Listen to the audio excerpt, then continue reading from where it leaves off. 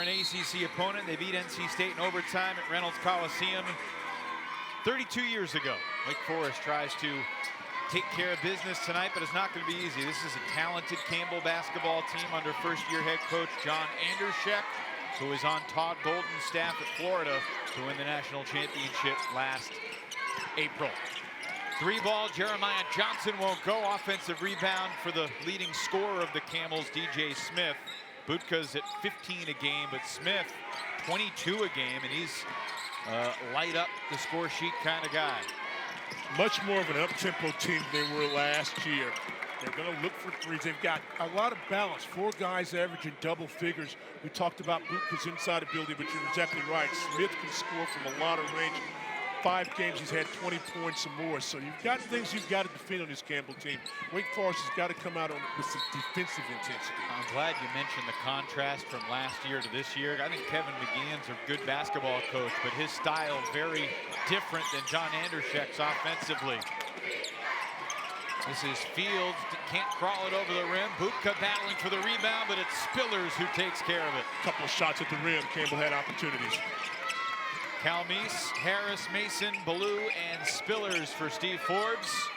Back here at the Joel Coliseum after a trip to the Bahamas. Mekhi Mason trying to find the range, and that will help. You know, we've talked so much about Juke Harris lately and Tre'Von Spillers. Mekhi Mason has had a really solid game. After about 11 points a game, had a really nice jumper there to get going. There's your trap. Deep three for Smith, way too strong, and Spillers outfights Fields for the rebound. Juke Harris launches and hits from the corner, 6-0 Deacons. Nice start for Wake Forest, doing it on the defensive end. Transition, Juke Harris continuing to have an outstanding sophomore season. Quick trigger, DJ Smith comes up short. The Camels are 0 for 4. The Deacons are 2 for 2 and looking for more. Calmise finds Spillers inside, power dribble, 8-zip.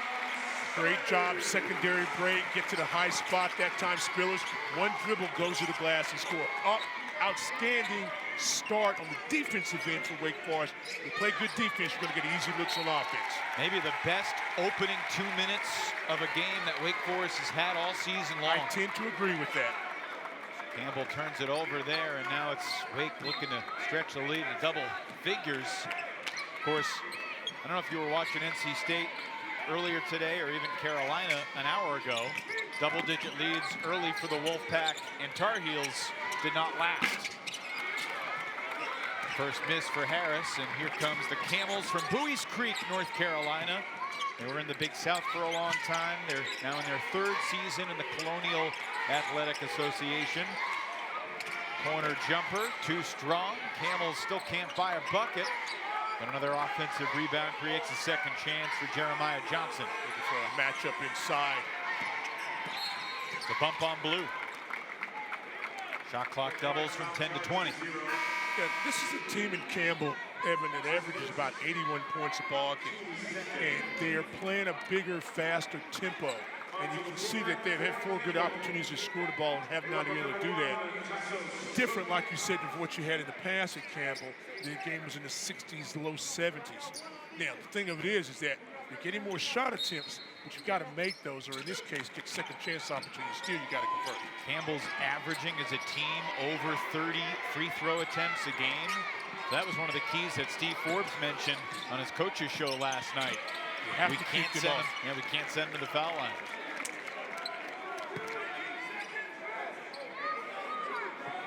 Steve Forbes was in a good mood on his coach's show last night.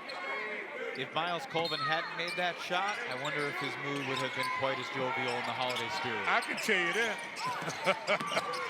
I can answer that one for you real easy. Cam Gregory with a teardrop gets the fighting Camels on the board. Mason knocks down another. Yeah, we talked about Mekhi Mason being that unsung three-point shooter. Led the team in threes made with 13. Add 2 more to that list. Only 6 for 23 from the field in his last few ball games, but 2 for 2 to start today for Mekhi. Rebound deflected, finally controlled by Mason. This is a Campbell basketball team that averages about 36 points in the first half of ball games. They've had some good looks and not knocked them down.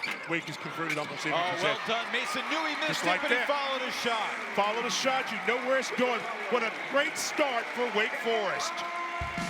Mason's already got 8. The Deacons have the early double-digit lead. 5.5 threes per game, but those numbers have improved this year, and scorching start tonight, Stan. And a very impressive start for Wake Forest. At 3 out of 5 from the 3-line. The thing also you like about it, 5 field goals. Deacons at 4-2. Feels like they're a couple plays away from being 6-0, and also 1 play away from being 3-3. Yeah. Budka, is that a pass or a shot? The pass. Well, it hit the rim. It was too low. Trying to get it to Fields, didn't get it high enough. Cooper Schwieger is the first off Steve Forbes' bench tonight. Omaha Ballou takes. Rebound Budka. I love the ball movement so far for Wake Forest. Ballou wide open on the wing. How do you feel about the defensive intensity? I really like it. And it was continued talking about, you saw the double up a moment ago to get the ball out of Smith's hand. Everybody's down low, hands are active.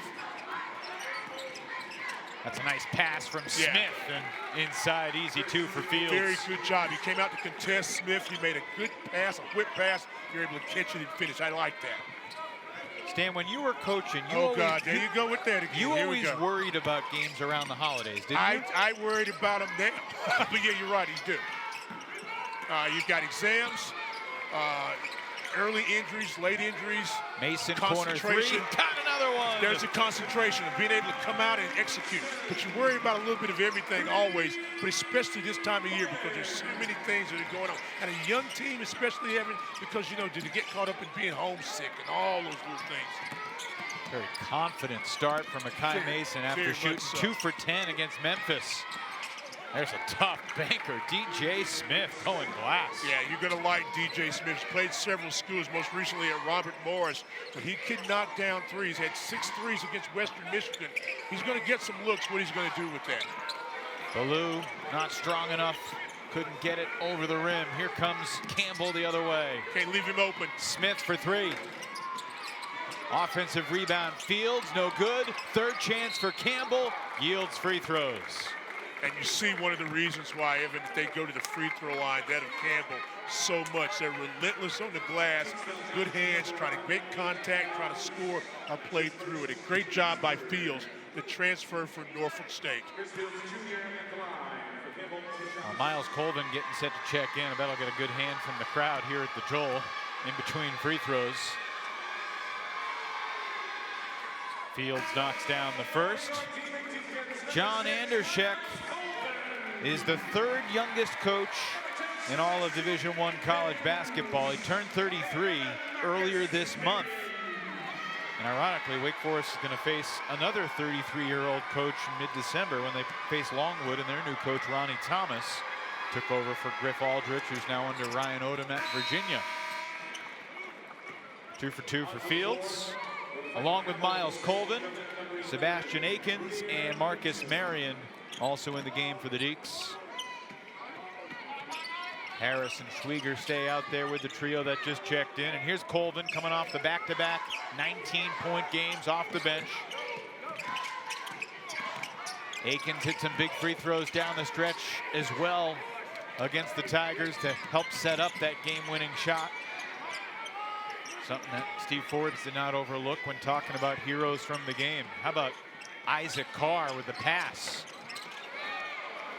That's a bumping foul on the rebound action. It goes against Gregory. Stan, Isaac Carr played 2 seconds, and he didn't finish with any stats, but he finished +3 in the 2 seconds he played. That's all that matters.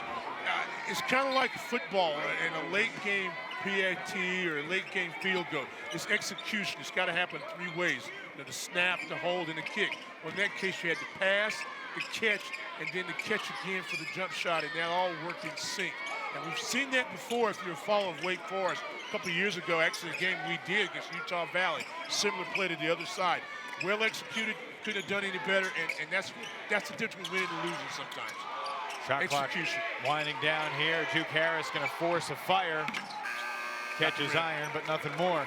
What I was going to say a minute ago is that you notice great balance in the Wake Forest offense. Good spacing, driving angles, and they're getting some good shots. The ball kind of stuck that time. Juke had to force one up. But again, I like the movement of Wake Forest on both sides. 10 to shoot for Campbell. Trying to pick and roll that. And free throws coming for Davidas Butka. Started all 35 games last year for the Pepperdine Waves, averaged just under 10 points per game, scored double figures 16 times. And he started off this season hot, double figures in every game. Had 20 against Weber State. Campbell's won 3 of 4 since they lost 2 bye games early, but they were very competitive against both the Wisconsin Badgers and the West Virginia Mountaineers, who Wake Forest will see in a couple of weeks.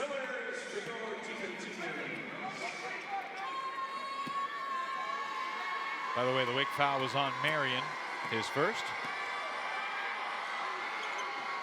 Davidas' twin brother, Dominikas Butka, is also on the Camels, though he hasn't played that much, coming off an injury.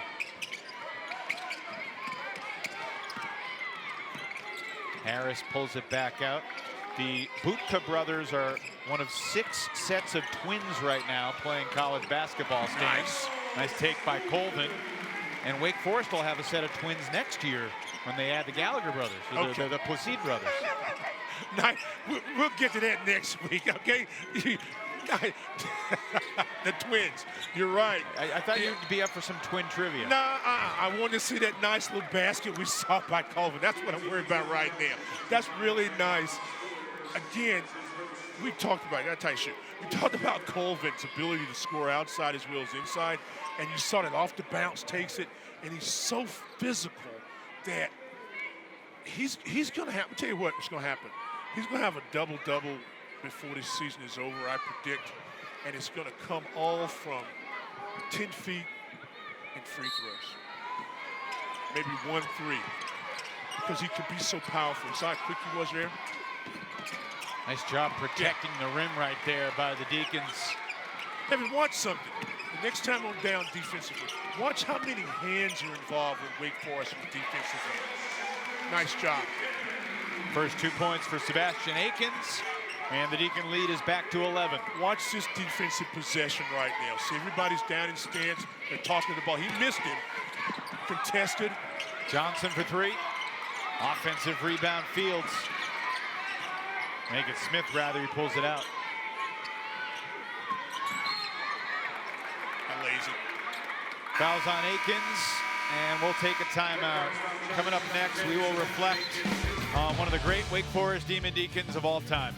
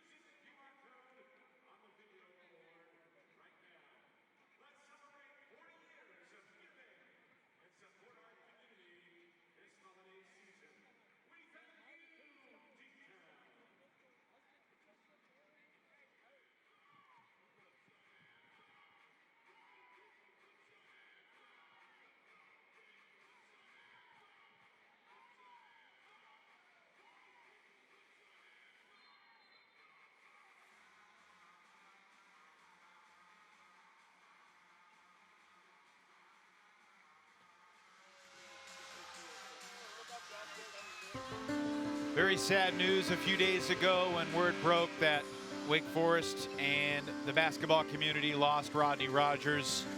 An astonishing athlete, a fierce competitor, a beloved teammate and friend. Rodney Rogers gone way too soon at age 54. Gone but never forgotten.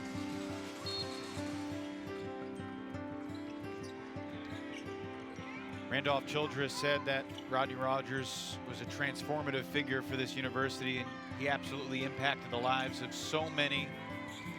Stan, can you describe what he meant to you? Wow, I don't have enough time. It's been a crazy week, just learning of the death of Rodney Rogers. I met Rodney, I think, maybe in the 7th or 8th grade in Durham, North Carolina, and watched him grow, tried to recruit him a little bit when I was coaching, and just got a chance to know he and his family. He's a very special man that meant a lot to a lot of people. And I've got tons of phone calls and texts, believe it or not, from people in the Durham and the Durham community, and just sending condolences to me about Rodney. Rodney was a guy that lit up a room. So you talk about basketball now, I think of Rodney as a man, as a person, that great smile, that big, wonderful body. And he always gave more than you ever got. Wake Forest has lost someone special, but so has the world, the community. I know Durham is mourning, I'm mourning, Wake Forest family is doing so. So Rodrika and Radia and Rod Jr., Mrs. Stella, we're all thinking about Rodney, and our hearts and prayers go out to him. So, Rodney Rogers, thank you for all you did for so many people. May you rest in peace. Amen.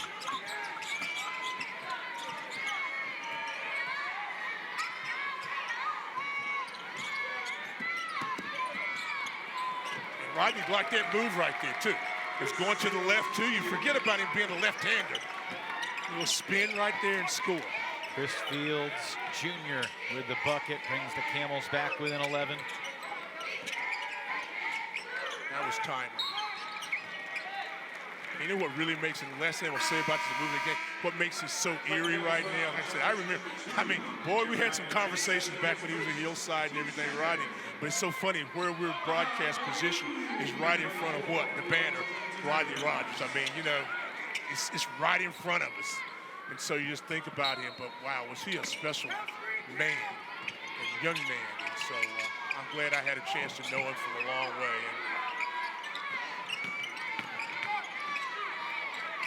Colvin from the corner. Here comes Campbell trying to get it back to single digits. Now, that was well said, Stan. We could reflect on the basketball accomplishments, but how you described it, the guy, You're right. The basketball isn't important to me right now. Colvin. And one. Didn't finish, but he'll get 2 free throws. Yeah. The foul going against Campbell's Cam Gregory. Last little bit, since it's on my mind, let me get it off my heart so I can go ahead and concentrate on basketball. Rodney wouldn't mind, but he would. He was a sportsman. He's an outdoor guy. Obviously the freakish accident, but he liked to hunt and fish, loved NASCAR. He sponsored a team, a little youth football team in his later years. Was always willing to share his experience and everything. And I'll never forget this. Real quick, I hope I don't mess this up, but I can remember when he maybe his 2nd or 3rd year in the league. He was at a Hornets game. He was playing, I guess, with the Nets or with Denver. And I, came down. We speak to friends, so let me just say hello if I can get his attention. And I messed with him. So when the game was over, I said, man, I wanted to say hello, but he said, Stan, you can always come speak to me. I said, we Durham. And I said, man, like that. I said, you don't know how much. And I said, man, you're an NBA multimillionaire. Look out. There you go. That's Baloo the Rodney Rogers Spillers. play. But he was a humble guy. He was from Durham, and he was proud of Durham, and Durham loved him, and he loved it. So I'm done from there. But that was a great play. Great play. But done. More free throws coming. One last question. All right, let me tell you about the blue play. 2 hands. How many times? See, Rodney would have pulled that rim down a little further, but that's okay. Maybe would have broke it. Yeah, he could have. You said he was 7th, 8th grade when you first met him? I think I met him like in the 8th grade, What do you remember from, what were your first impressions? Well, I just, some kids and people, over at Central and everything, and people talking about, basketball players and everything. You just see this big kid. And he was just a nice kid. He played. And then I, didn't really see him much. And then all of a sudden, next thing I know, he's on the top 100 recruiting list. But because I knew him, I started talking to him a little bit, and we, trying to chase him down. But he was just a kid that played hard, He was, if I'm not mistaken, he was recruited until maybe his junior year, definitely sophomore year, junior high school, as a football player. He was a big-time football player over Hillside, too. So, I mean, just very talented, and but all this doesn't matter. He was a good man. He was a good person. And he's going to be missed. Mekhi Mason for three. Nope. Nice outlet pass from Budka. This is Cook. Met at the rim by Mason. The aggression once again by Wake Forest. Knock this down, makes it really end up good. It does. This is the best 10 minutes plus 2 I've seen Wake Forest play on both ends of the floor. And we've seen every game, one way or the other. Maybe we should all go to the islands. Rejuvenating experience, I've heard. Budka straight away. Knocks it down. Nice job, just out the outstretched hands of Ballou, but Budka, again, has the ability to step outside and knock down shots. Hadn't made many threes, more of an inside guy, but that was a big basket for Campbell. Just his third three of the year in just 6 attempts. Akins in a bit of pain under the bucket.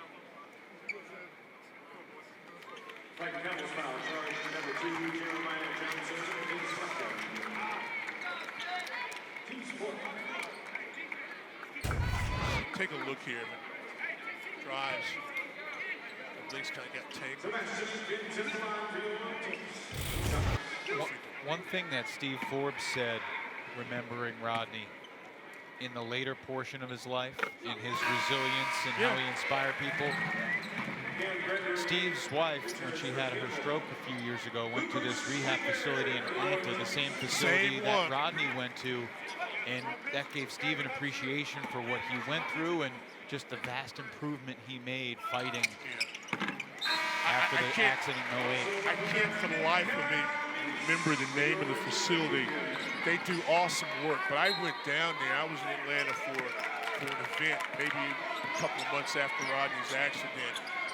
I tried to see him, and that particular time I wasn't able to get in to see him, but they told him I was there and everything, but they do great work. So if somebody remembers that name, we'll give them some love, because it's a miracle. Tassos Cook, nifty move, but he couldn't finish. Schwieger outlets for Calmes. And a good job of Ballou of contesting and not fouling. Mekhi Mason, strong attack. Follow from Schwieger won't count, but we'll get some free throws from Mekhi Mason, who's already got 11 points. The Deacons have a 13-point lead, 7:50 to go first half.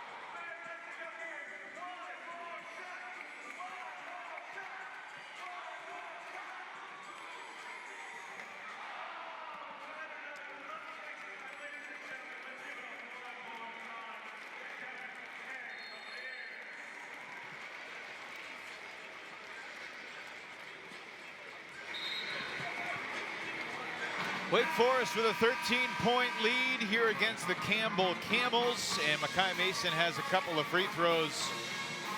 This guy has been a prolific scorer at times so far in his career, double figures 15 times as a freshman, 23 times as a sophomore, 14 times last year at the University of Washington, after he spent his first couple of years playing for the Owls at Rice University.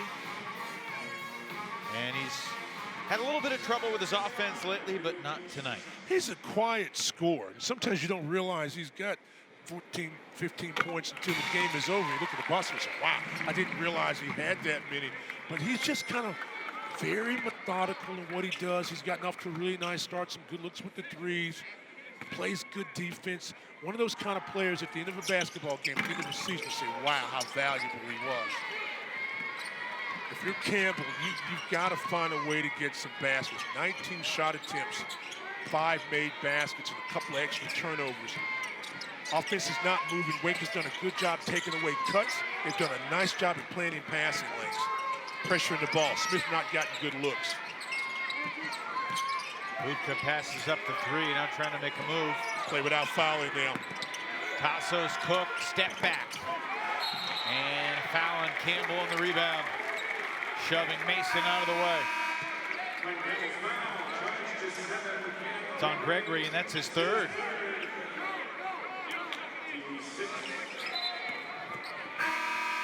This is not a Campbell team that goes very deep. And this is the other Budka brother, Dominicus, who's only scored in one game this year. That was their game against non-Division I Mid-Atlantic Christian. Yeah. Played single-digit minutes in every other game, so he has not played a ton. Ballou has the size advantage if he wants to try to back down Fields. Makes it look easy. Man gotten away with a little push there, that second bump, but nevertheless, I'm glad he's able to finish that strong. Friendly rim, bears the pressure. Calmes to Harris, and Ballou there with a follow. Great job, Omaha, and a technical foul, maybe? No, a timeout. John Anderchek has seen enough. Deeks by 18.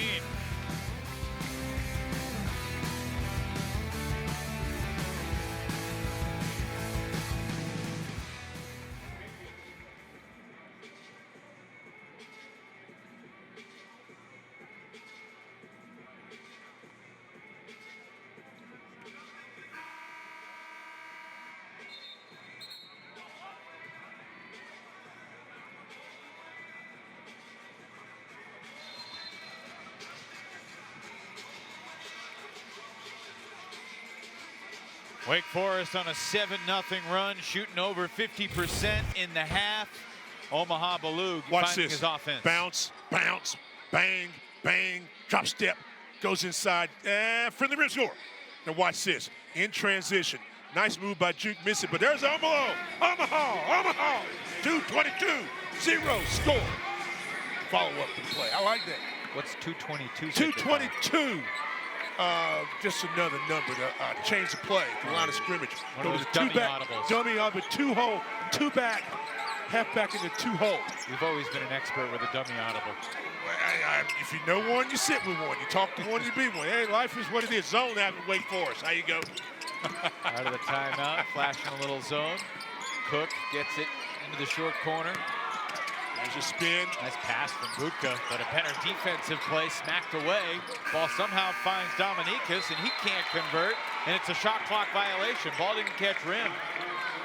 If it had caught rim, it likely would have been a foul against Wake. But it's a Campbell turnover. Watch this. Watch him. Double up the ball. A little help there. Gets inside. Keep fighting for the basketball. Shot goes up now. And the thing about it was Juke was thinking for a foul. Nevertheless, another very solid defensive effort by Wake Forest. They're pounding inside. Foul on Davidas Budka. Grappling for position inside with Schwiger. We just flashed on the bug. 0 turnovers so far for Wake, and I'm not trying to jinx it, but 8 assists, 0 turnovers, shooting 54%. That is a crisp 14 minutes of basketball. And if you're Campbell, that's one thing you got to be very disappointed with. They've averaged forcing over 15 turnovers by their opponent. You know, they had 3 games where they forced over 15, but yet they're not able to turn Wake Forest over. That means you're not active, your hands aren't there, you're not getting in passing lanes, and Wake Forest is going to the free throw line, but even more important, you're shooting a high percentage today. I'm telling you, this is a different basketball team the first half than any team we've seen so far in Wake Forest sometimes. I don't worry about their opponents. Even in the Michigan game, they weren't this efficient. Oh, they were playing from behind most of that game. Little point zone area. You got Blue at the top. Makes it very hard for those smaller perimeter shooters. Johnson for 3. Rebounded by Harris. Campbell's now 1 for 10 beyond the arc. Calmise kicks it. Harris sticks it. Wow. Wow. Smooth rainbow jumper from Juke. Everything is looking good. Here's that big point zone. Got a big guy on the basketball. You're chasing it, making them shoot perimeter shots. If you miss it, Wake gets the rebound. No good for Dominicus Butka, and it's Chris Field Jr. over the back. More free throws coming for the Deeks.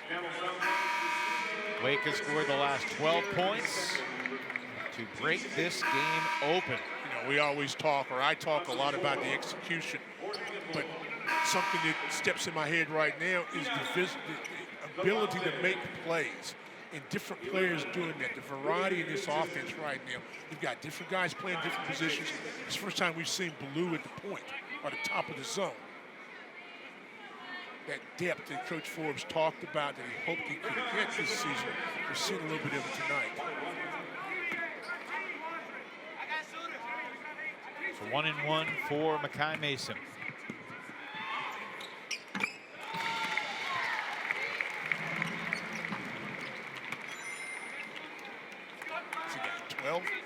11, 12, 13. 13, that was close. It's a very, but I mean, just, you know, make your free throws, knock down a 3. Boom. 14 for Mekhi, his season high is 20, his career high is 30. 1-3-1 pressure, got Mason about 6'8", 6'9" at the point of this. Again, it's a nuisance, try to speed him up, maybe you get a turnover, maybe you get a trap. You pick up the dribble, there's your trap. Nice job rotating also. The deep 3, Smith missed it. Campbell's 1 for 12 from deep. There you go. Mason to Harris. Cash money. Straight cash, homie. DJ Smith trying to stop this Wake run. He can't do it. Deeks have scored 17 straight. You got to make a basket if you're Campbell to stop it, but you can't stop this roll. Here we go. Calmise comes up short. That would have made it a 31-point game. Didn't expect to see this. There's a hold inside. Now they got Schwieger. Yeah, I'm with you, Stan. I didn't expect this. I expected maybe 44 points by one team, maybe, in the first half, but Campbell got spit up, and you saw what happened right there with the 1-3-1. Three-quarter court pressure, get it down, beat the trap, take the quick shot, miss it, boom, away you go. Knock down threes on the wing. Do you think, let me ask you a question. You're always asking me these hypotheticals or something. Let me ask you a real question, because you watch Wake a lot too. Can you remember a time when Wake was able to get the wing jump shot as often as they have in transition as they're seeing right now? You know, off a miss, boom, run, and somebody's there on the spot. Do the names Teron Downey and Justin Gray mean anything to you? Yeah, they do. Justin Gray down at Coastal Carolina there, yeah. But this is just so smooth. It's not rushed. It's not a rush break. Tough fadeaway, won't go. So look at it, filling lanes. Filling lanes, filling lanes. Campbell still without a field goal for about 4.5 minutes, in which Wake has now outscored him 17-1. Cal Meese from the elbow. Long rebound to the corner for Tassos Cook. Didn't go in, but it looked nice. Butka doubled, gives it back outside. Campbell just cannot buy a bucket from beyond the arc. Butka made their only 3. They're now 1 for 14. They were shooting about 30% from the 3 line. Marcus Marion, that's the type of play he makes for this team. Steve Forbes has praised Marion. He'll have free throws when we come back.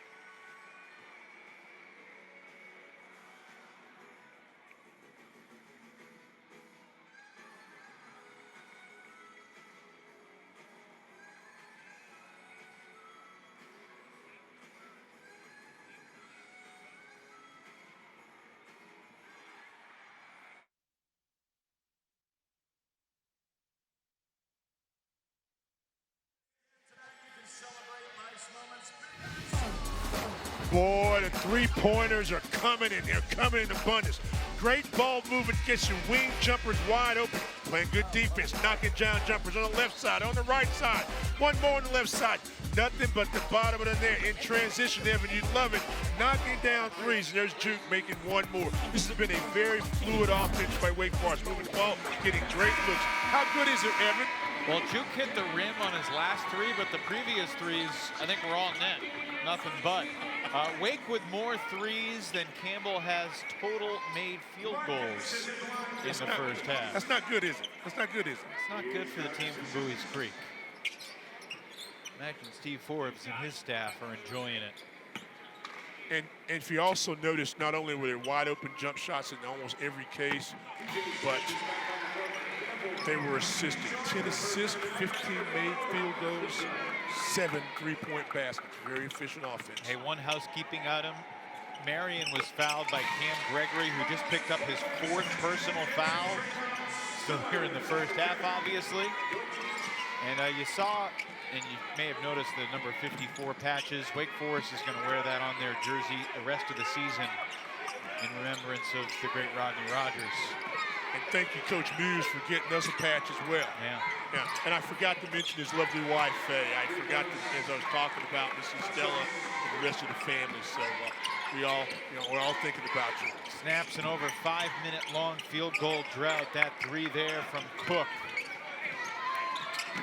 And Wake quickly answers Myles Colvin with his second field goal. Just a strength to Beg get your to the pardon, his basket. third field goal. Excuse me, Stan. No, that's okay, but it's strength of getting to the basket, getting there quick. He's a matchup problem. Speaking of getting to the basket quickly, Campbell needs more of that from DJ Smith. Well, yeah, instead of looking for jump shots now, they feel like they can beat you off the bounce. So again, that's Wake Forest having to have a rim protector, but Smith needs to get going for Campbell. Harris, blocker charge. It's on Harris. Ron Groover and Jeff Pond, two experienced officials, looked at each other for a second and then called it against the Deacs. Let's take a look here. See a hand, see that left hand kind of get rid of him a little bit. If he stays engaged with the body, they won't call that. 9 Wake Forest Demon Deacons have played. All 9 of them have 1 foul each. Exactly. No one who has played for the Deacs has multiple fouls. Thought Cook stepped on the backboard. Did 10 seconds ago. Think drive if you're Campbell. Think drive, cut.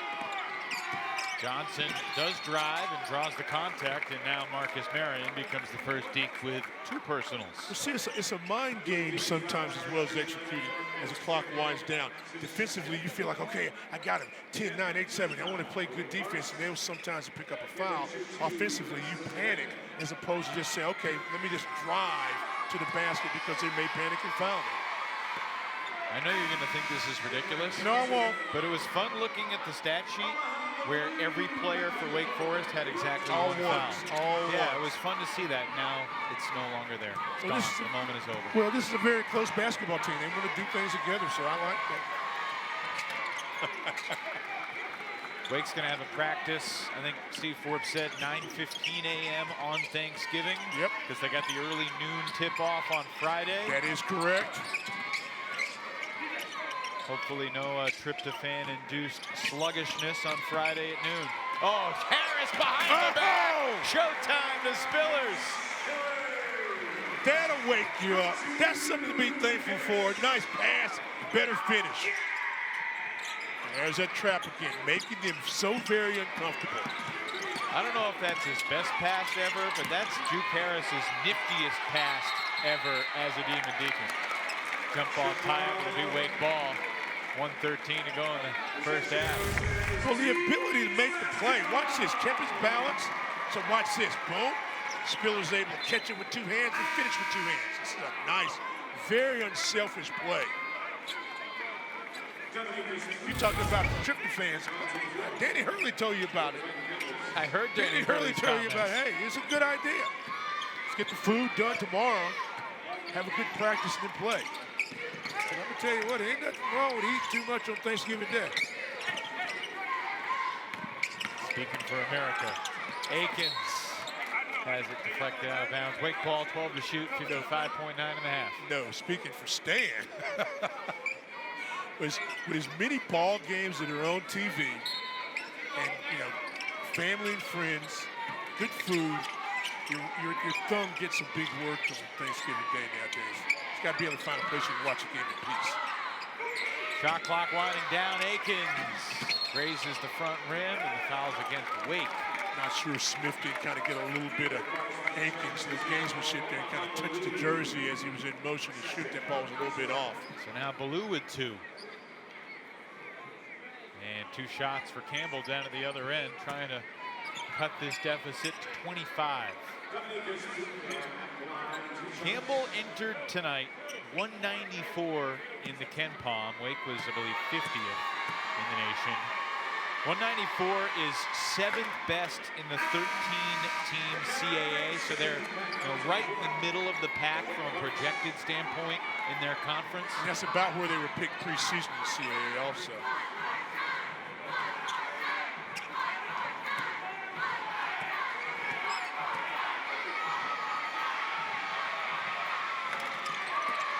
Rebounded by Colvin. 14-second differential. Wake's going to go 2 for 1. They got to hurry. And that time has passed.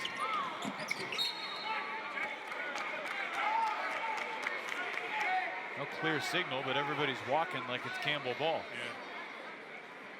So a good break for Campbell. You can score here, and you get the ball in possession to begin the second half now. So they're just trying to look for a way to put back-to-back baskets together. Find something to be positive about going into halftime. They have shot poorly, and a lot of that, most of that's because of great Wake Forest defense. Brock Bidwell into the game. Just the second game he's played in this season. The first was against Mid-Atlantic Christian. So this is a step up in competition. Yeah. Small school up in Elizabeth City. Mustangs. Sure, it's a nice school. They shouldn't be playing Division I basketball teams. Well, they're 365 Division I teams. Find a Division I team to play. I'm not going to go there. I'm going to let that go. But hey, they play a lot of people. They play some D1s. They play some D2s. I know. That's a criticism of Campbell. No. It's good scheduling. Short, rebound Spillers, 1 second. That's the end of the half. They're not coming for free now. I understand. All right, then. Most points in the first half this season. See if they can do it for another 20. I want to see that, too, because you can keep that intensity going. Don't let up. And I'm sure Coach Forbes said something very soon. I remember in the Morehead State game, had some game laps. I mean, they had a big win, but just kind of laps. You want to finish out strong. Budka on the glass, lays it in. Haven't seen much of that out of Budka, but that was a big basket for him. Get him going. Only 5 points in the first half. He's been a big-time scorer. 15 points, 9 rebounds a game. Baloo comes up short.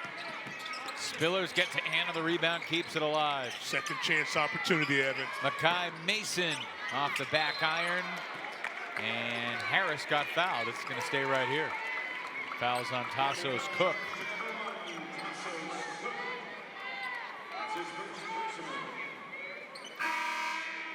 First team foul for Campbell in the second half. 11 Munir. 43 seconds into the half. Fields is out, and Munir Newton is in. Newton only played 3 minutes in the first half.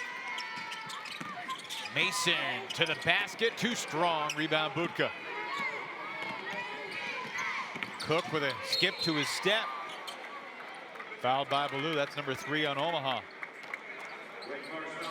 I like what Calmes just did. He got them all in the huddle right there. Said, guys, come in. And just turn the fire back on. Come on, light it up. Let's play smart.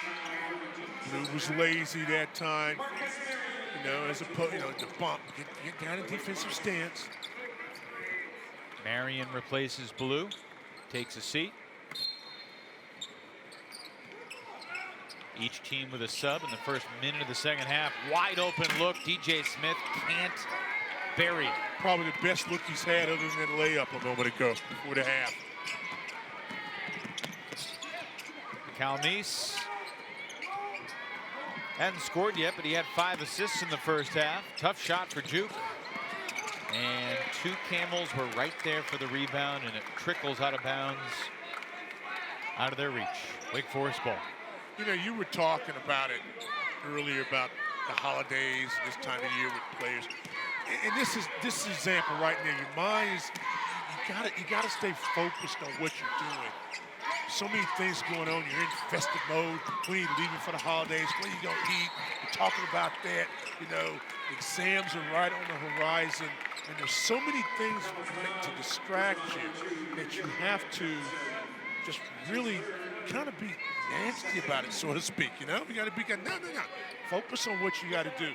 Not the way I think Coach Forbes would like to see his team start at the beginning of the season. I know we're only almost 2 minutes into it, but still, you want to get that rhythm back, get that snap back. Don't want to pick up bad habits.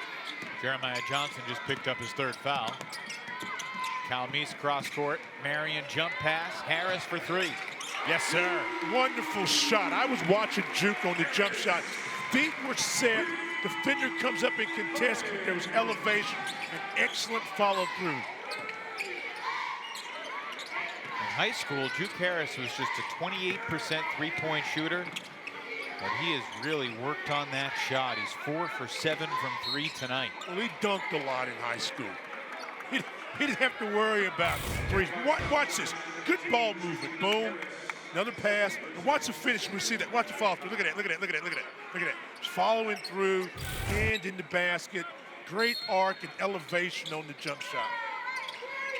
You almost knew that was going in the moment he left his hands. You like that arm, oh, no question about pose. it. Yes, finish high. Back cut. Johnson unable to finish it off the nice backdoor feed.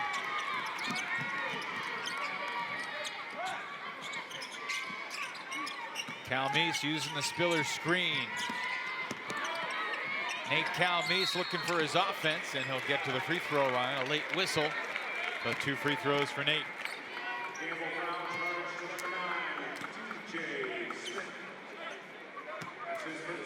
One of the thoughts I had getting ready for this game, Stan, was thinking about Calmeese and Mason. Because I look at their track records and think both of these guys can be big-time scorers. But for the most part, we haven't seen that consistently yet. And part of that is it's been other guys. And part of that is they've been struggling from the floor. And I think if Calmeese and Mason can, they're both shooting around 32, 33%. If they can get up to 40, 45%, which is where you would expect them to be, at least, like it bodes well for Wake Forest that they haven't even played that well yet. You would expect them to make more shots. Well, Calmeese averaged about 15 points a game last year at Washington State, and Mason about 12. And that's why I was talking about being silent scorers with Mason, is that he's had 4 of the 6 games he scored in double figures. It but makes not a great percentage. No, I follow that. I follow exactly what you're saying, and I think that gives you some hope that if the shooting becomes better, and if Calmeese, but see, I'll tell you what, too. Wake right now doesn't need Calmeese to be the big-time scorer he was at Washington State. If he'll get the ball. See, he can score just like that, moving out the ball, being the facilitator, running the offense. That's why I was so impressed with him calling his team together.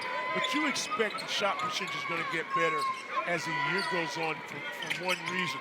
These are a lot of wing players. They're not always going to depend on taking 3-point shots. They're going to use their speed and athleticism to get mid-range shots. A nice pass from Spillers to Calmeese, second assist for Trey. Here we go. This is Butka. Rebound trapped by the Camels. Newton back to Butka. Thought about it. Dared him to shoot. He passes up the 3, gets it to Newton, who's rejected by Spillers. But the foul goes against Tre'Von. Must have got him on the arm because it looked like from this angle he got a lot of the basketball.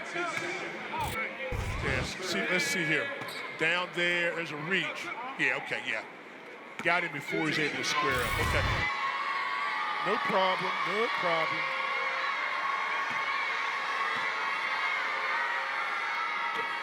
But you know what, too?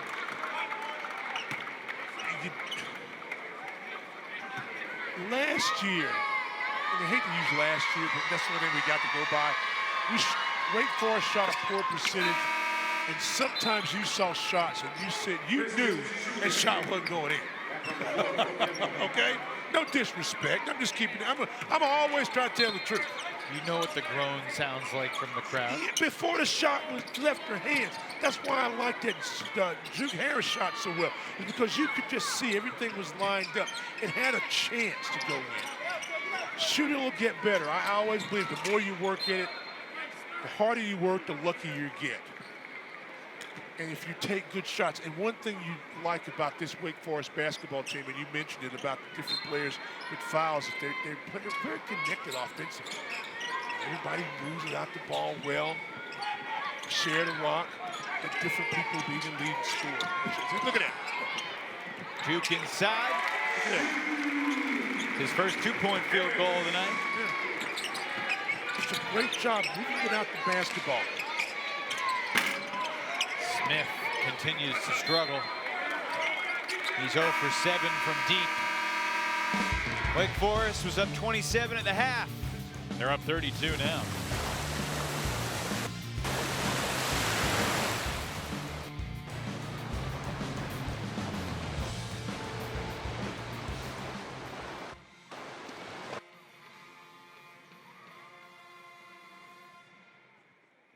Deacon fans, you can hit the road this weekend and support your teams.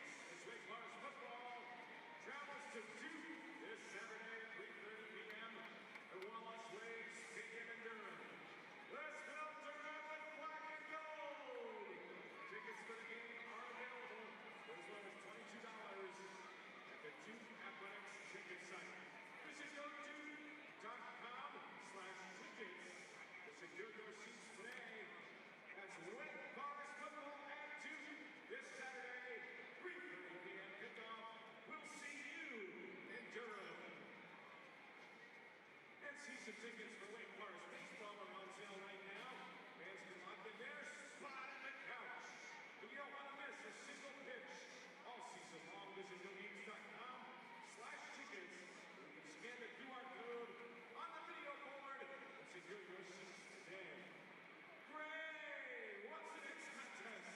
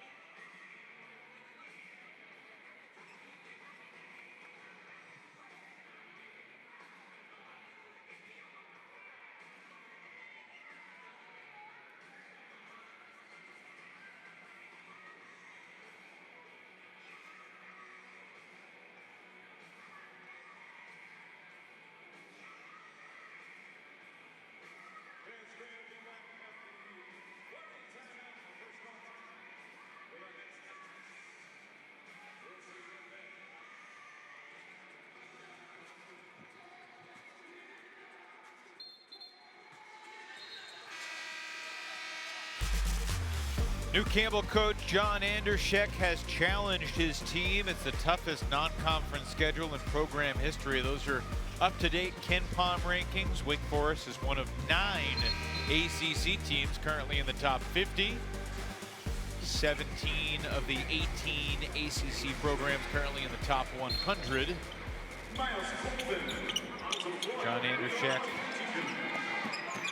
very young, just 33 as I mentioned, graduated with a degree in philosophy from Columbia 12 years ago, where he was the team manager and then the director of operations. I was told he graduated from Columbia in 2.5 years. So those are the kind of guys I don't say a lot to them. Just a little bit. How you doing? You know, whatever you try. Yeah, 2.5 years. Oh, really?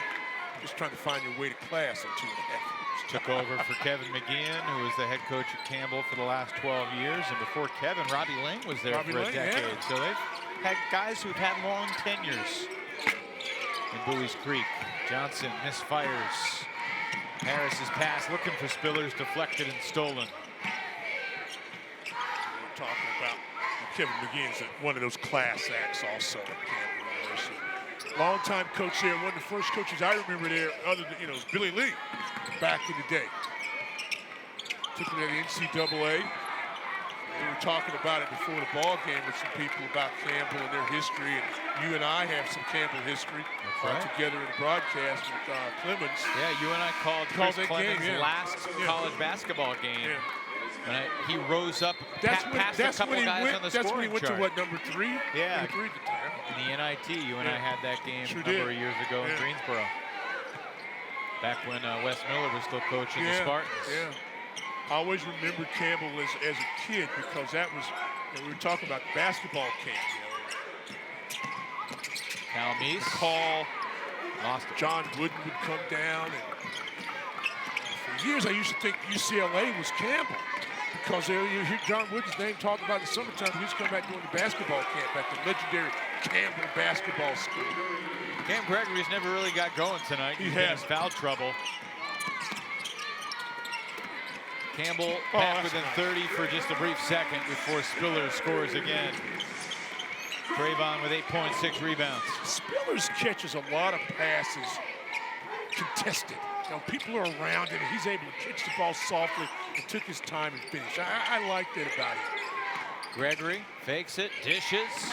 Oh, nice. Field throws it down. Yeah, Fields had a nice career up in Norfolk State playing for Rob Jones. Averaged about 10 points a ball game on some of those NCAA teams. Going to be a welcome addition. Just broke in the starting lineup recently. Myles Look at that, look at that. Colvin exploding to the basket. Just so easy. Just so smooth and easy. Gets to the rack, doesn't waste a lot of time, and gets back on the defensive end. Butka in the offensive glass gets 2. Haven't called that name enough on the offensive side of things for Campbell.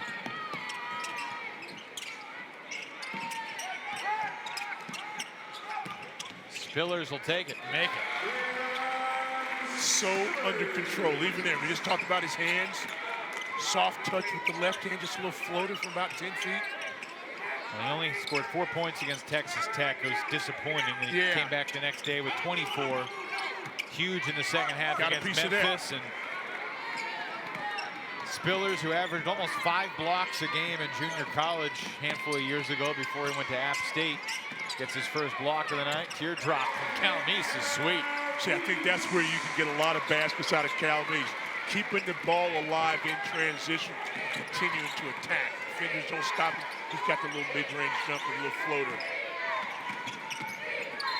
Gregory was fouled by Marion. Number 3 on Marcus. Watch this, goes inside. Haven't seen enough of this. Nice little catch. And able to finish it, hanging on the rim. But he come at the other end. It just goes right downhill. Who's going to stop him? Who can stop the big guy? Dad was a heck of a player, huh? You know, did you see him where you were growing up? I mean, you know his dad? New England Patriots. I grew up 5 minutes from Gillette Stadium in Foxborough. You know, I was watching Rosie Colvin win Super Bowls for the Patriots. Little did you know that years later you'd be calling his son's games. Look at that. Isn't it amazing? Isn't it amazing how sports do? Oh, look at that block. Myles Colvin looks on as Mekhi Mason swats that shot the next Tuesday. Well, be careful. Not a lot of 7-footers, 6'10s, and 6'11s in that paint for Wake Forest. They got a lot of 6'8s and 6'9 that can block, make you think they're 7 foot. It's a tough shot for Fields with the shot clock winding down. Schwieger wins the battle for the board. Getting better with every ball game.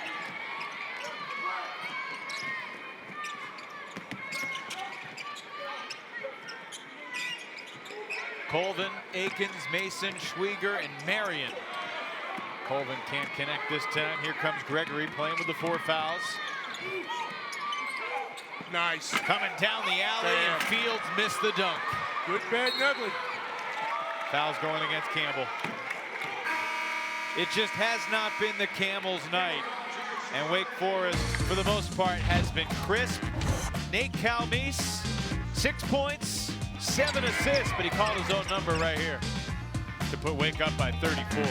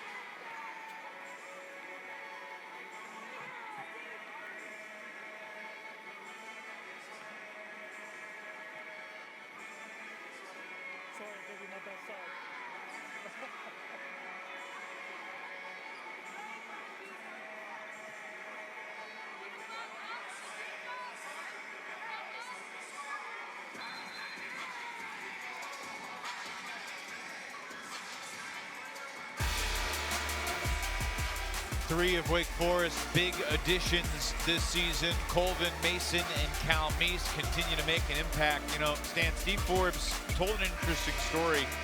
Since COVID, 24 transfers have taken an official visit to Wake Forest, and 18 of those 24 players have signed with the Demon Deacons.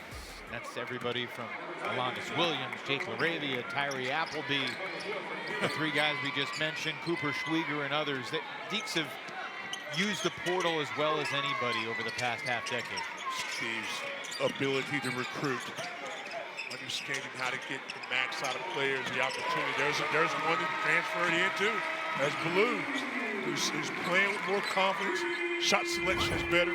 But what's not to like? You get a chance, an open opportunity to score the basketball here. Plays an exciting brand of ball in a great conference, in a great building, and with outstanding fans. It's easy to recruit here. Everything I said earlier about Cal Meese and Mason, I would say the same thing about Baloo. I think he is, any day now, going to have a breakout few weeks. Because he could be an all-ACC guy. I truly believe that. I think he's got the raw talent. The raw talent, yeah. I don't know that you need him to score. If everybody is, that's a nice basket by Fields finally for them. But you've got enough guys in the perimeter guys oriented that are scoring. He can have big nights. But I would like to see more consistency. Yeah. Before I go on that limb right now. You know? You're not walking on that limb with me. No, not right, not today. But that's why you play the season. That's why you keep practicing. I mean, that's a smart play. And the thing that all of those post guys have got to continue to do is be ball value. In other words, when the ball goes in the paint, it's 15 feet away, make something positive happen. Pass, a score, a foul, back cut score. Nicely done by Campbell. I'll clarify one thing I said. I'm not predicting that's going to happen, but I think he's got that in his potential outcomes. Well, Schwieger wasn't expecting the pass from Aikens. A little too fancy, though. It would have been nice if it worked. Fields partially blocked by Colvin, and here comes Blue the other way. That's what I'm talking about Wake Forest on both ends. Even contested that shot. Aikens to Baloo. Pivots in the lane, sets up Schwieger. His first three-pointer as a Demon Deacon. That's a great decision by Baloo. Gets in the paint, didn't have anything, wasn't comfortable. You've got a trailer. The trailer being a big, who can knock down threes, and he did exactly that. He's made 62 threes in his first 70 games in his career, so he can shoot it.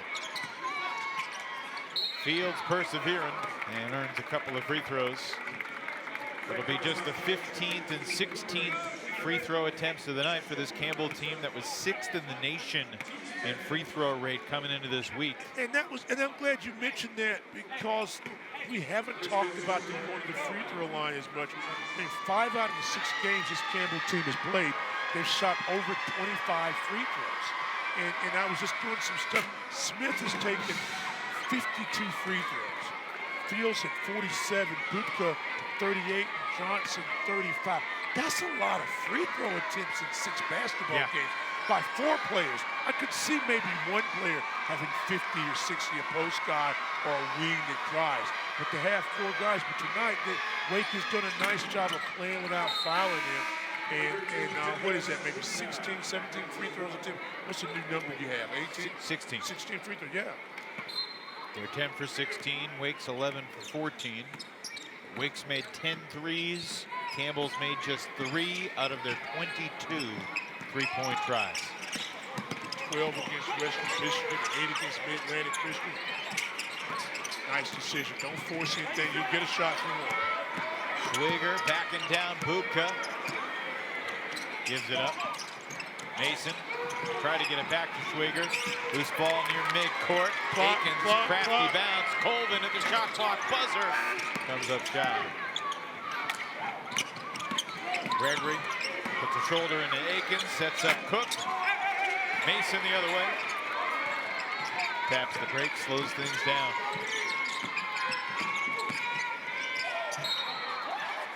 I'll tell you, the metrics, if Wake can hold this type of lead, are going to like this performance tonight. Oh, my goodness.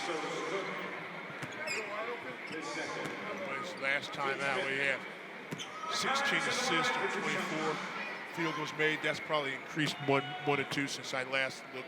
It's been an efficient offensive and defensive performance overall for the Deeks. Yeah, 33 rebounds. That's that. I mean, but this is what you've got to have this time of year. This is what you got to have in this game. I got a You got Northeastern, and Northeastern's 3-3 going into Friday morning's ball game. And you've got to come out, Black Friday, go shop, go to the basketball game, but you've got to create your own enthusiasm. So if you're a Wake fan, you want to see them come out with the same passion on defense. Shots will fall. Northeastern's not a bad basketball team. Mark Allery, I thought his son plays for them. Go ahead. You see the Black Friday deal here at the Joel? No, I didn't. $10 tickets for all lower bowl seats on Friday here at the Joel. See you then.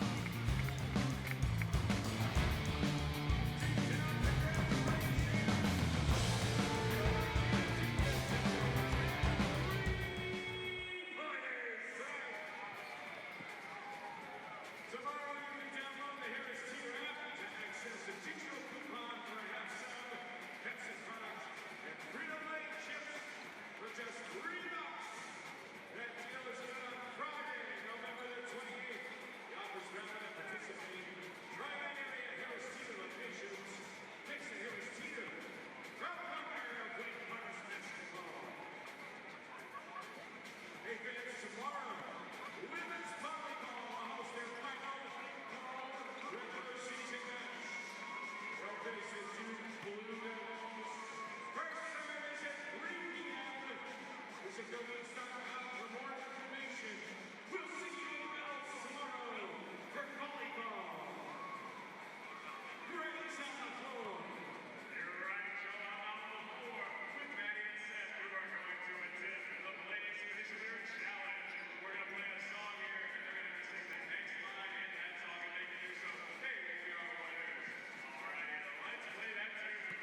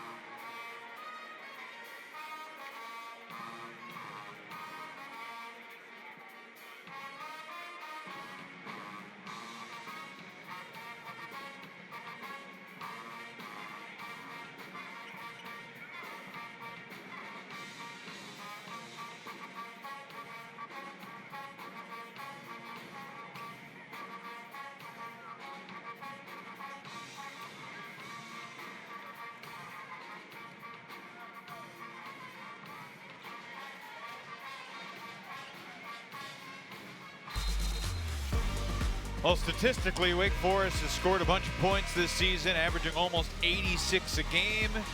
Figure to surpass that here tonight. They've already surpassed their average made three-pointer count with 10 triples in the first 32 minutes on this Tuesday night. As Stan mentioned, the Deeks will be home on Black Friday at noon to take on the Northeastern Huskies. And then Tuesday night, 7 o'clock, ACC SEC Challenge, Deacons, Sooners right here at the Joel. 4 days after that, a trip up to West Virginia to face the Mountaineers. That's in Charleston. It's not in Charleston, right? It is in Charleston. I believe it is technically a neutral site game in West Virginia. It's not in Morgantown. It's a fake neutral site game, just like Kind of Detroit like the was a Greensboro. fake. The Greensboro last Yeah. year for Michigan game. Yeah. Okay. Duke, Arkansas Thursday night is a neutral site game in Chicago, although that's where John Shire grew up, so figure there'll be some Duke fans there. Probably will be. But tell me more about this Black Friday $10 ticket. That's what I need to know. Saw it on the Jumbotron before the game. $10 tickets. In the lower bowl. In the lower bowl. Black Friday special. Juke Harris keeps it going. Wow. His 5th 3 of the night. Tell all them people in Salisbury to go to the smoke pit and get some barbecue, get some brisket, and then come to the ball game for $10. You haven't ever been there, have you? How early does this brisket place open? Oh, it's not brisket, it's barbecue. It's everything. Okay. It's got ribs and brisket. I guess chicken. I've never had chicken. All I had is a brisket. All it is. But it's good. You've never invited me. Juke for number 6. Not yet. You'll talk to the people about that. Myles comes up short as well. And it's going the other way. They'll be packed tomorrow probably for Thanksgiving. Wednesdays, they give you 3 sides. It's been a long time since I may go there. I may have to go there. The smoke pit. They got one in Concord. Got one in Gastonia. What are the 3 sides that you typically go for? It depends. Sometimes I try to get my veggies in, some little, maybe some greens and maybe a salad, some green beans or something like that. And then when you want to have the things that taste better, what do you get? Same thing. Fries, of course. Macaroni and cheese, all the stuff that, good for you. Yeah, good for the soul. Good for the soul. But that's Salisbury's play. Anyway, cheer wine down there. Food line, just stuff right now. But anyway, like I was saying, $10 tickets. That's right. That's a wonderful thing. The people should come out, go shop, kind of work off the tryptophans that we were talking about earlier. Go out, go to the basketball game, see some. Northeastern's not a bad team. No, they're not. Northeastern's not a bad basketball team. Got some good history. Another CAA team. They'll see Campbell as the year goes on. They're coming in 3-3. So a lot of stuff to do on Friday. Eat, watch some basketball, a little football maybe. Deacons doubling up the Camels, 80-40. And remember that, 80-40. And I want to see how flawless you can play this last 6 minutes and 30 seconds. Cal Meese adds to the lead. There you go. I think that's a shot and a spot on the court he can get a lot this season, especially if the bigs from Wake Forest continue to play efficient. There's a foul. It's on Butka. Spillers and Butka have been battling there. They called it on Spillers a possession ago. This time Butka got a little over-aggressive. Isaac Carr gets a nice round of applause as he checks into the game for the first time. I bet he's going to play more than 2 seconds here tonight. Well, I'll tell you what. That pass will go down in Wake Forest basketball history, Absolutely will. He put that on the money. A great catch by Spillers. It's another nice pass, and free throws coming here from Myles. Hey, you mentioned the Appleby shot a few years ago. Then it was Hildreth throwing the pass. Matt Marsh, a fellow Brit, made the catch. Yes. Set up Appleby for the 3 that won at the buzzer right before the Deeks went to Jamaica. And obviously Friday night shot. I'll tell you a story. I had the Wake game on my iPad. When? And it was Friday night. Was working another game. Wake was down 6 with 1:40 to go. And my car was leaving, so I had to run. So I hit pause on the iPad.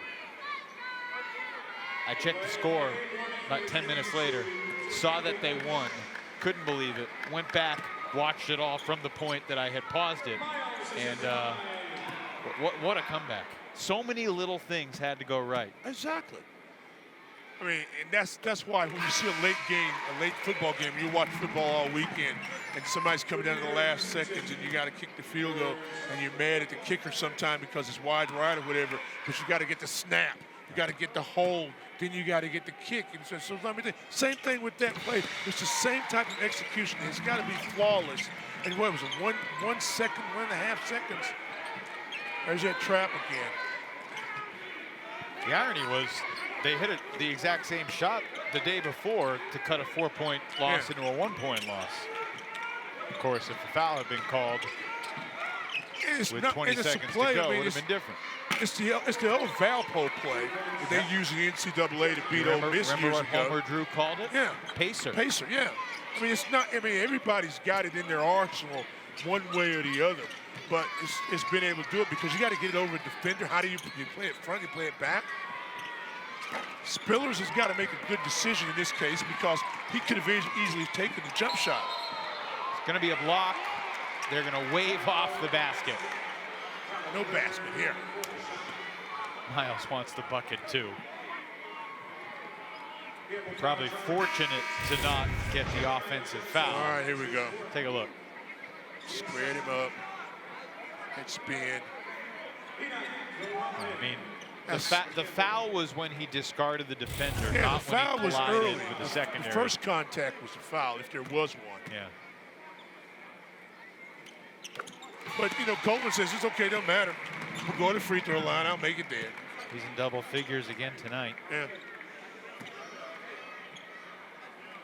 5 straight games in double figures and 6 of the 7 so far this season.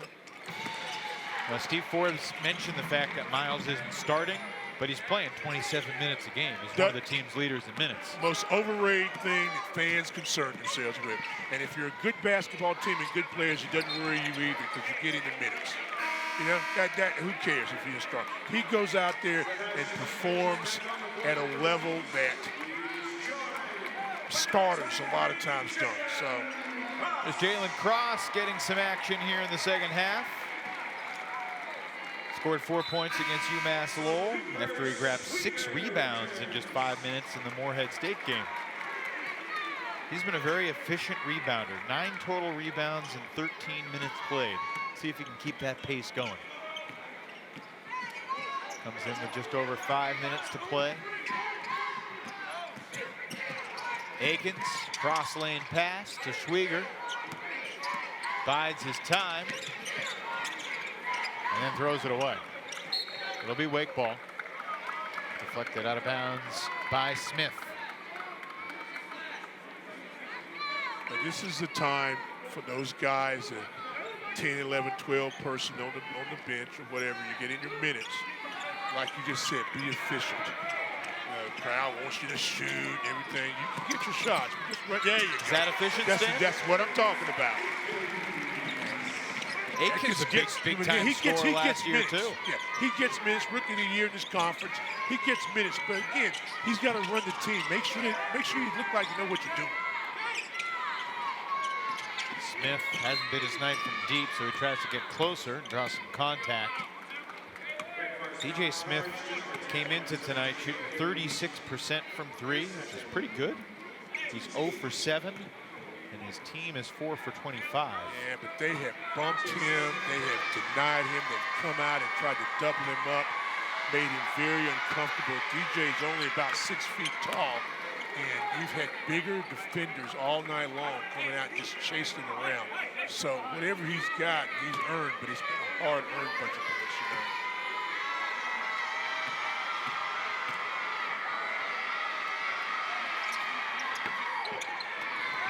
One for 2 that time for Smith, and Isaac Carr pulls down the rebound. It's the second of his Wake Forest career.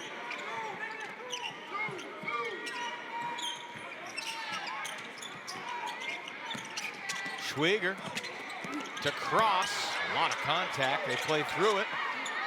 Watch out for the 3-second call, and he scores fast enough to avoid it. Keep looking for the shot till they stop you, until the whistle blows. He was in the lane for a bit. He's trying to make a play. Just keep playing till the blow a whistle.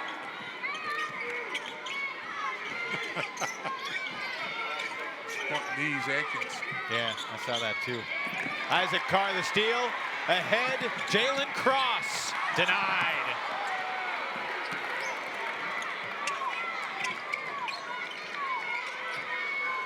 That was a heck of a block. Akins rebounds the miss at the other end. A good defense on that end by Campbell.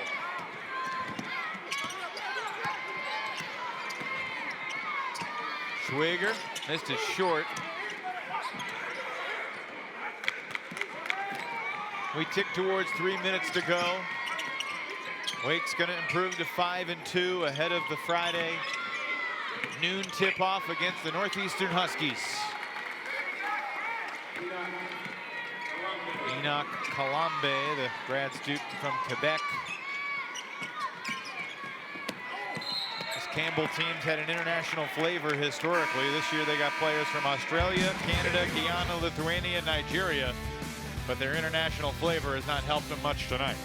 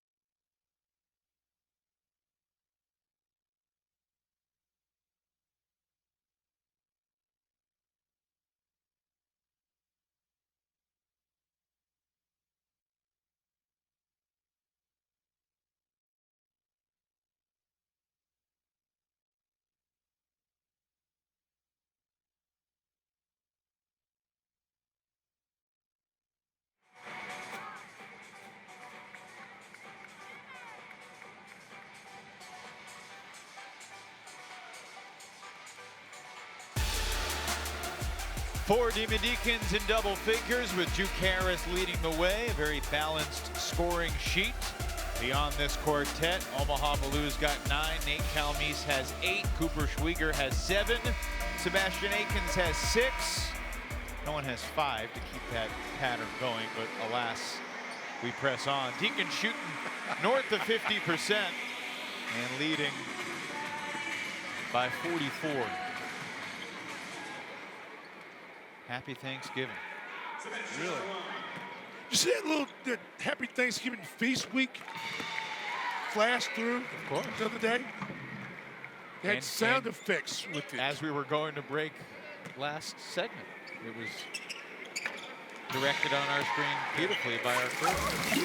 There you go. Look at it. Happy Feast Week.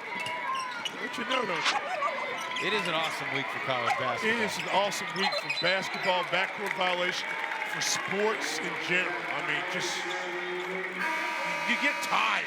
I mean, you can't watch them all. You can't watch them all. And this will happen to be a part of it, too. You know what I'm saying? Yes, indeed. Here come the walk-ons. Will Underwood, Vincent Ricciuti, and Anson Beard Jr. in the game. All three of them looking for their first points of the season.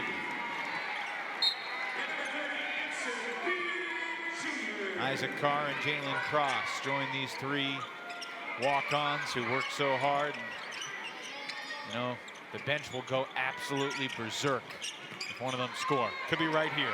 Ricciuti, short. And it goes in! We got it! He's living right. He knows these rims at the Joel. Lots of practice. There you go. In the dark. Built in the dark. Swear I've heard that somewhere before. I think so. I think I got a t-shirt that says that. Watch this, good ball movement. You thought this was going all the way, right? No, I thought, then I did. You said short, and I said, wait a minute, here. It was a great backspin on the jump shot. Boom.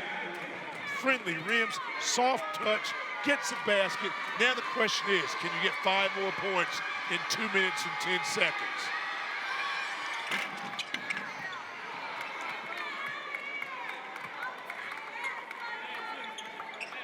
I did not expect, I really didn't think that the margin would be like this, especially the way Campbell has played. Yeah. And even though they lost the Wisconsin game by a significant margin. It was close. Yeah, it was close for a big part of the game. I thought that, and I didn't know what the carryover was going to be from both of these teams.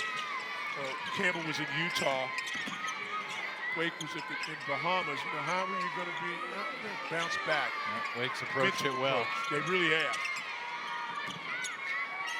Underwood. Carr keeps it alive. 8 to shoot. Carr in the lane. Beautiful move. He can do pass, more than throw it 3/4 court. and he can score up and under move. Yeah, that was nifty. Good for him. See if we can get another basket out of the baby book cup. He passed it up. Bidwell absorbs the bump, plays through it. These officials have places to be too, but fouls going against Underwood, so he avoids club trillion tonight. Brother pass right there. Are you aware of the origin of the term club trillion? It was something that Mark Titus created when he was a walk-on at Ohio State. You know, you go in the game, you play 1 minute, and you have all zeros next to you in the box score. If you get a foul, you're no longer in club trillion.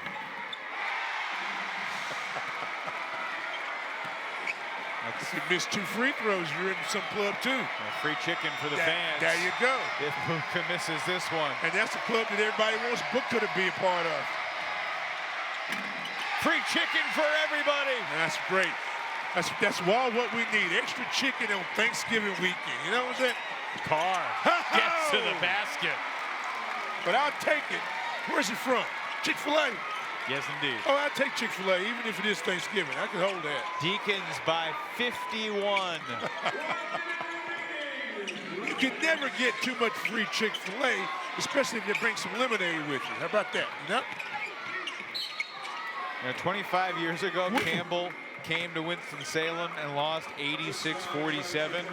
And I think you and I both saw that score from 25 years ago tonight and thought this game's going to be much closer than that. Turns out we were wrong. Yeah. What if you miss another free throw? You get lemonade with the chicken? I haven't read the fine print. I think if you pay for it, you get it. Yeah, I would think. Lemonade's pretty tasty too. Talking a lot of food these days. Waffle fries? Waffle fries. Now give me that lemonade. Here we go. All right, never mind on that. Happy holidays to everyone. Be safe. Enjoy your families. Enjoy the time. Probably their final possession to get a shot up with a shot clock on. Safe travels, my friend. Happy holidays to you. Thank you very much. And I'll see you soon. And a nice, solid win for Wake Forest. And again, we remember the late, great Rodney Rogers in his final moments of this basketball game. Underwood kicks it out. Shot clock is still on. Wake blew its chance to get to 100 right there. Johnson missed a layup. Carr battling for the board. It's pulled in by Underwood. Steve Forbes says no more shots. And that will do it. Wake Forest 7-0 all time against Campbell. 5-2 through 7 games this season. Final score, 99-51, Deeks by